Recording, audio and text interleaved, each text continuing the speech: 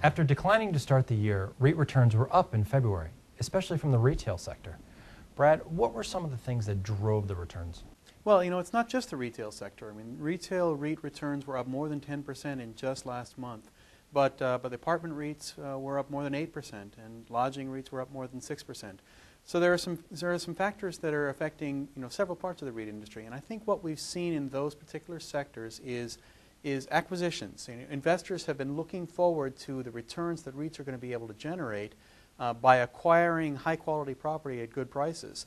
And what we've seen in the last month is that those opportunities have arrived, and REIT investors are glad to see that REITs are able to take advantage of those opportunities, and they're driving the prices of those REITs up in anticipation of the improvement of earnings going forward.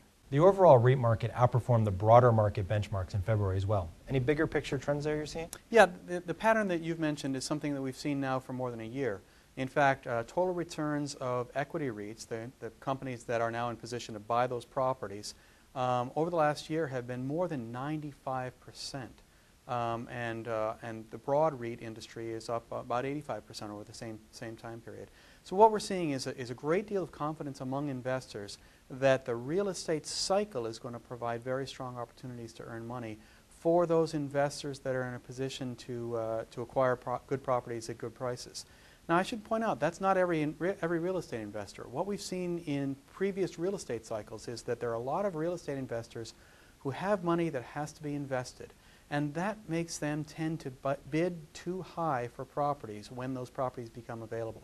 What we've seen in the past for publicly traded REITs is that they're not in a position where they have to put money to work, and therefore they're able to get good properties at good prices, and that means good returns for their investors going forward. We know month-to-month performance is not the key measure for most REIT investors. So how do REITs stack up against the broader market historically? Yeah, it's important for investors to be looking at long-term returns.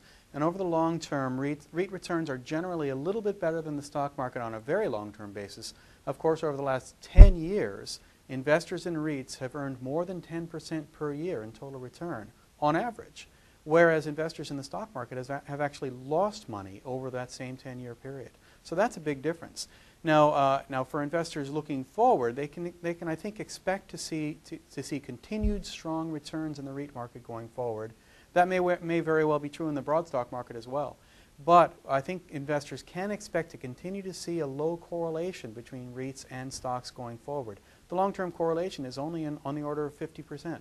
And that means that investors that are invested both in the broad stock market and in the REIT market can expect to see good diversification of their investment portfolios on a long-term basis. For REIT.com, I'm Matt Bishar.